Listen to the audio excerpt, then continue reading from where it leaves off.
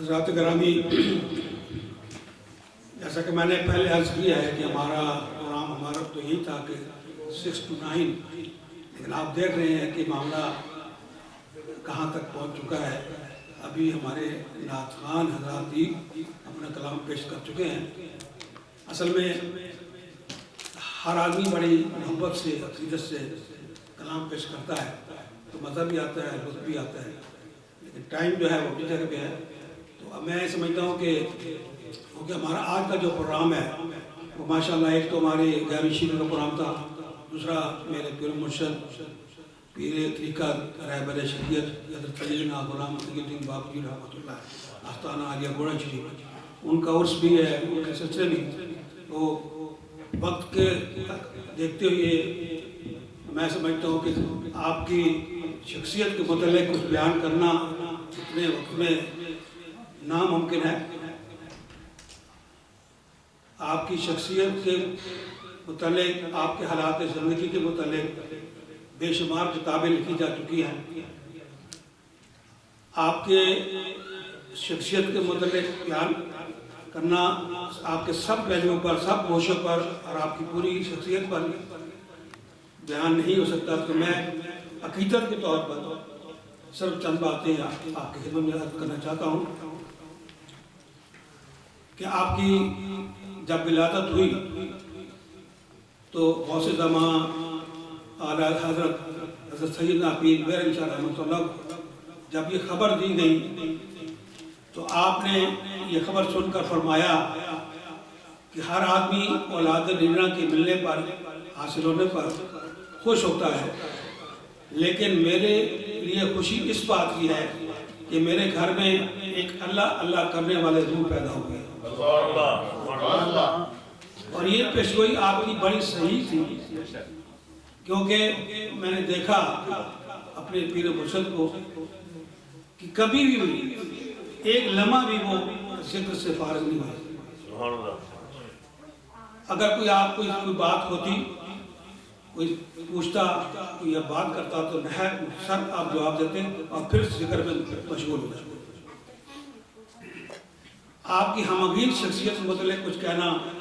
جیسے میں نے عرض کیا ہے کہ ممکن نہیں ہے۔ میں صرف اتنا عرض کرنا، کوئی ایک پہلو پہ آپ کی میں چند باتیں آپ کی خدمت میں پیش کرنا چاہتا ہوں کہ آپ کی فیاضی اور سخاوت بے مثال۔ آپ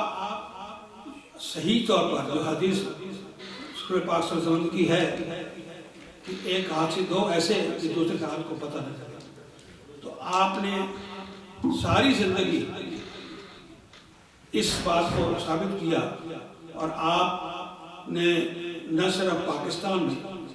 بلکہ سعودی عربیہ، عراق اور انڈیا میں بھی آپ نے مختلف مدارس اور طلباء کو آپ سپورٹ کرتے تھے، اور کسی کو نہیں پتا تھا کہ کتنے خاندان جو ہیں وہ آپ کی مدد سے، فائنینشل سپورٹ سے آپ وہ پل رہے ہیں اور ان کا گزارا ہو رہا ہے، اگر آپ کسی کو بتاتے نہیں تھے۔ میں صرف اتنا عرض کرنا چاہتا ہوں کہ جب دوسری جنگ عظیم ہوئی تو سعودی عربیہ میں بہت کم لوگ حجاج گئے، کیونکہ اس وقت ان کا گزارا جو تھا، ان کا سورس آف انکم جو تھا صرف حجاج کے آنے کے بعد۔ تو دوسری جنگ عظیم کے بعد بہت کم حجاج کرام گئے، تو وہاں پہ حالات بڑے خراب تھے فائنینشل لوگوں کے، بہت لوگوں کو مطلب کہ پیسے کی اور مال کی ضرورت تھی۔ تو آپ کو جب پتہ چلا تو اس وقت جب آپ تشریف لے گئے حج پہ تو آپ اپنے ساتھ بے حساب پیسے لے کے گئے اور کپڑے اور دوسری چیزیں لے کے گئے تاکہ وہاں پہ لوگوں کو دے سکیں۔ تو آپ جب وہاں پہنچے تو آپ کا طریقہ کار یہ تھا کہ آپ ایک جگہ مقرر کرتے اور اعلان ہوتا کہ بھائی فلاں جگہ پہ پیر صاحب جو ہے وہ اب تقسیم کریں گے، پیسے تقسیم کریں گے یا مالی امداد کریں گے۔ تو آپ ایک جگہ جاتے اور وہاں پہ اس وقت نوٹ نہیں ہوتے، سکے ہوتے تھے ریال کے، تو آپ ایک ٹوکرے میں ریال ڈالتے، اوپر کپڑا ڈالتے، اور اس کے بعد آپ آتے، لوگ آتے اور آپ ان کی مدد کرتے رہتے، دیتے تھے، اور یہاں تک کہ وہاں کئی دفعہ آپ نے پولیس کو اور علماء جو وہاں تھے مدینہ شریف، ان کی بھی آپ نے مدد کی، ان کو تنخواہیں نہیں مل رہی تھی پولیس والوں کو عرصے سے، تو ان کی تنخواہیں بھی آپ نے ادا کی۔ ایک دفعہ آپ تشریف لے گئے ایک جگہ پہ، تو وہاں ہجوم بہت زیادہ تھا، بہت زیادہ لوگ اکٹھے ہو گئے تھے، تو آپ نے جب ٹوکرے کا اندازہ لگایا تو آپ نے محسوس کیا کہ یہ جو پیسے ہیں، جو ریال ہیں، یہ مخلوق بہت زیادہ ہے، تو یہ کس طرح پورے کریں؟ تو آپ نے وہ ٹوکرا اٹھا کے سیدھا روضہ پاک پہ تشریف لے گئے، وہاں پہ آپ نے عرض کیا یا رسول اللہ صلی اللہ علیہ وسلم کہ یہ دولت مال بھی آپ کا ہے، یہ مخلوق کی بھی آپ کی ہے، میں تو صرف تقسیم کرنے والا ہوں۔ تو آپ اپنی نظر کرم کریں، تو کہتے ہیں کہ وہ اتنی مخلوق تھی اور تھوڑا سا پیسہ تھا، جو بھی ریال تھے، اور ان کے اللہ پاک کے فضل کرم سے حضور کے صدقے میں وہ سارے جتنے لوگ تھے، بے حساب لوگ تھے، وہ سب کو آپ نے دیے، اور پھر بھی ٹوکرے میں ریال دیے۔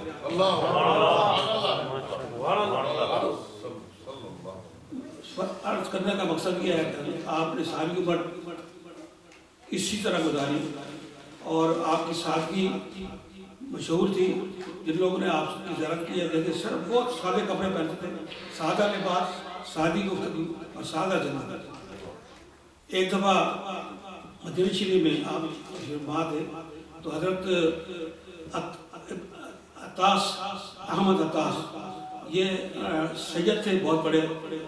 مدینہ شریف میں، اور بڑا اعلیٰ مقام تھا ان کا، اور ان کو مدرسے صرف میں بتاتا جاؤں کہ یہ وہ شخصیت ہے کہ جو آنکھیں بند کر دیتی تو حضور کا انتظار فرماتی تھی، اور جب جاتے تھے حضور سے بات چیت ہوتی تھی، ان کو مقام یہ تھا۔ ترکی والے واقعے سے بھی ایک واقعہ بتا دیں، جی وہ ترکی والے جو واقعات تھے ان میں بھی ایک واقعہ بتا دیں۔ ہاں، بہت زیادہ واقعات ہیں، کئی واقعات ہیں پورنیا میں، تو ظاہر ہے آپ کا پتہ ہے کہ یہ ہمارے پیر صاحب پورنیا بہت جاتے تھے، استنبول اور پورنیا، کیونکہ وہاں مولانا روم کا مزار ہے، وہاں پہ حاضری تھی، وہ اس کے بہت ساری چیزیں ہیں جو سنانے والی ہیں، لیکن کیونکہ ٹائم تھوڑا ہے، میں چند باتیں آپ کا عرض کرنا چاہتا ہوں کہ یہ احمد عطاس جو تھے، سید احمد عطاس، یہ بہت بڑی شخصیت تھی، تو ادھر ہی آپ تھے، تو ان کو حضور صلی اللہ علیہ وسلم خواب میں آیا سید احمد عطاس کو، تو آپ نے فرمایا کہ ایک آدمی ہے جس کا نام ہے محارب، وہ قید میں ہے اور اس کو 3000 ریال چاہیے، تو بابو جی ان سے کہو کہ وہ 3000 ریال ان کو پہنچائیں تاکہ وہاں سے وہ اس کی رہائی ہو۔ وہ بندہ یہ تھا کہ اس نے 3000 ریال کسی سے لیے تھے قرض، اور وہ قرض ادا نہ کر سکے تو وہاں کے رول کے مطابق، قانون کے مطابق ان کو جیل میں ڈال دیا۔ تو وہ اللہ کے نیک بندے تھے، حضور صلی اللہ علیہ وسلم کے خواب میں آئے، اور آپ نے احمد عطاس کو فرمایا کہ بابو جی سے کہیے کہ وہ 3000 ڈالر فلاں آدمی کو جیل میں دو۔ آپ وہاں تشریف لے گئے جیل میں، خود اس آدمی کو 3000 ڈالر دے کے اس کو رہائی کیا۔ تو مطلب یہ ہے کہ حضور سے آپ کا عشق، حضور سے محبت، اور غوث پاک سے دار آپ کا خاندانی بھی رشتہ تھا، اور آپ سے بڑے عقیدت تھی۔ تو میں صرف اتنی بات کر رہا ہوں کہ آپ ایک دو بغداد شریف لے گئے، وہاں دربار پہ کوئی یہ اجازت نہیں ہے بغداد شریف میں کہ کوئی مضامیر کے ساتھ، ساز کے ساتھ کوئی کلام پیش کرے یا قوالی پیش کرے۔ تو آپ وہاں تشریف لے گئے، تو آپ کا کہتے ہیں کہ میرا دل چاہ کہ کچھ میں محبوب علی خان جو کہ قوال تھے وہ ساتھ، تو کچھ میں سنوں گا، تو آپ نے غوث پاک کی طرف سے خصوصی اجازت مانگی کہ مجھے مضامیر کے ساتھ، ستار کے ساتھ کلام پیش کرنے کی اجازت ہے۔ تو حضور غوث پاک نے آپ کو یہ اجازت، خصوصی اجازت مانگی، تو وہاں پہ دربار میں محبوب علی خان نے ستار کے اوپر فارسی کلام پیش کیا۔ تو یہ میں عرض کر رہا ہوں کہ آپ کا مقام، مطلب ہے کہ میں اگر عرض کروں کہ آپ کے متعلق بیان کرنا چاہیں تو بہت مشکل ہے، لیکن آپ کی شخصیت ماشاءاللہ اللہ تعالیٰ نے آپ کو بہت مقام عطا کیا تھا، لیکن آپ یقین کریں کہ ان میں کوئی ایسی بات کبھی بھی انہوں نے اپنے آپ کو ایکسپوز نہیں کیا، کوئی شان و شوکت کچھ نہیں،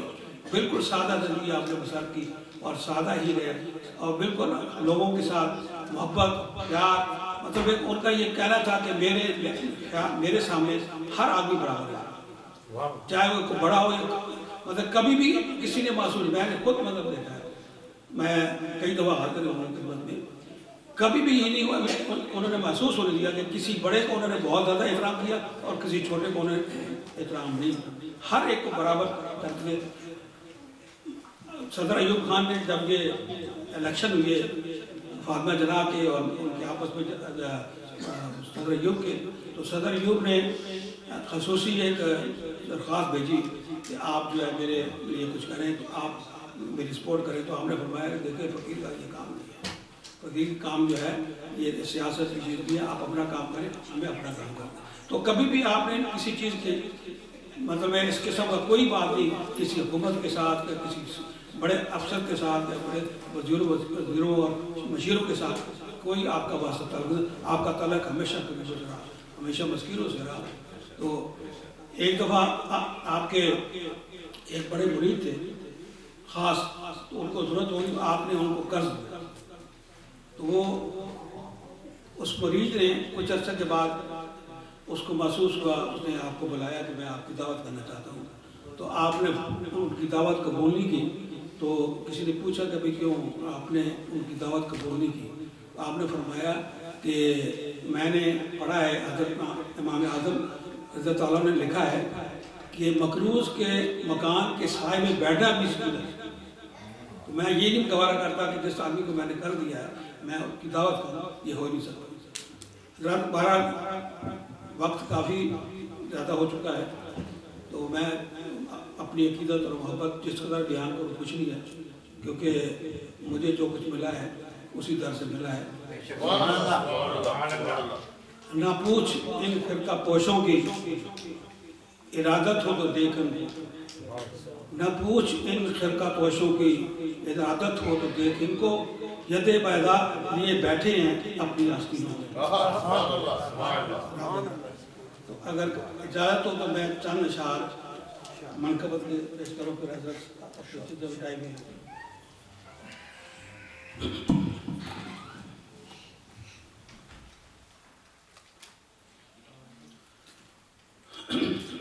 صلی اللہ علیہ یا رسول اللہ وسلم علیہ یا حبیب اللہ.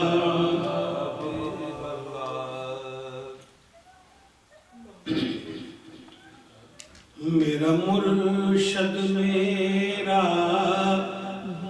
بابو جی، میرا جیون جس نے سنوارا ہے. میرا مرشد میرا بابو جی، میرا جیون جس نے سنوارا ہے غوث جلی کا نور نظر، وہ میرے علی کا دلارا ہے.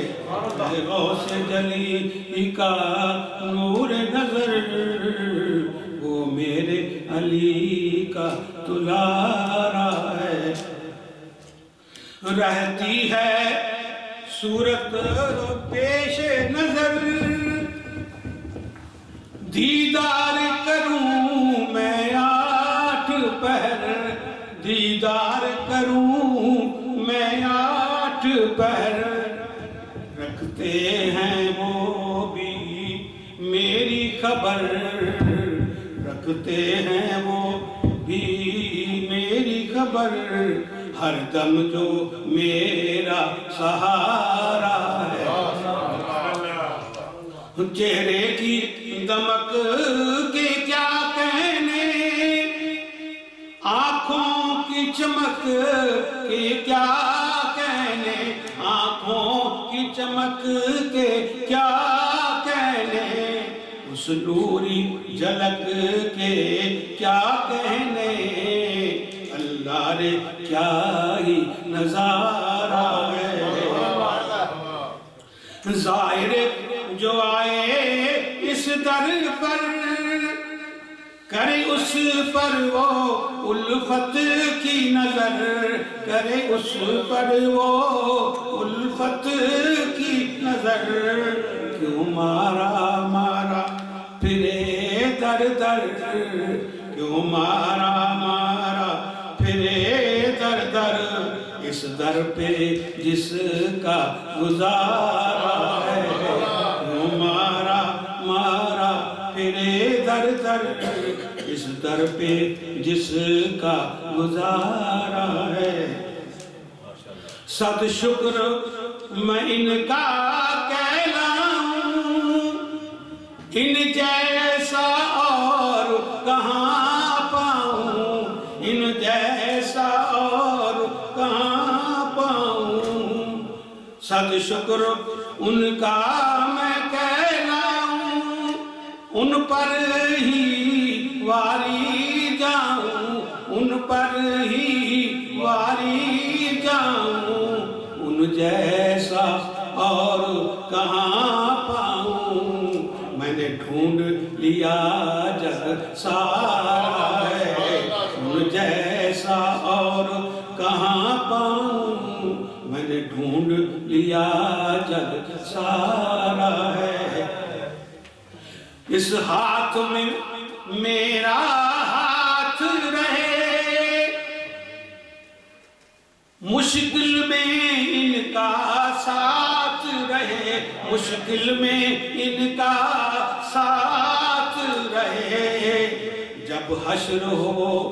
داور سے کہیں، جب حشر ہو داور سے کہیں، یہ کوثر بھی تو ہمارا ہے، جب حشر ہو داور سے کہیں، یہ کوثر بھی تو ہمارا، کہتے ہیں جن کے ساتھ محبت دنیا میں ہوگی انشاءاللہ حشر میں ان کے ساتھ ہوگی، جب حشر ہو وہ داور سے کہیں، یہ کوثر بھی تو ہمارا ہے، میرا مرشد میرا بابو جی، میرا جیون جس نے سنوارا ہے۔ اب میں ٹائم کے حساب سے حضرت سے گزارش کروں گا، دیر ہو چکی ہے۔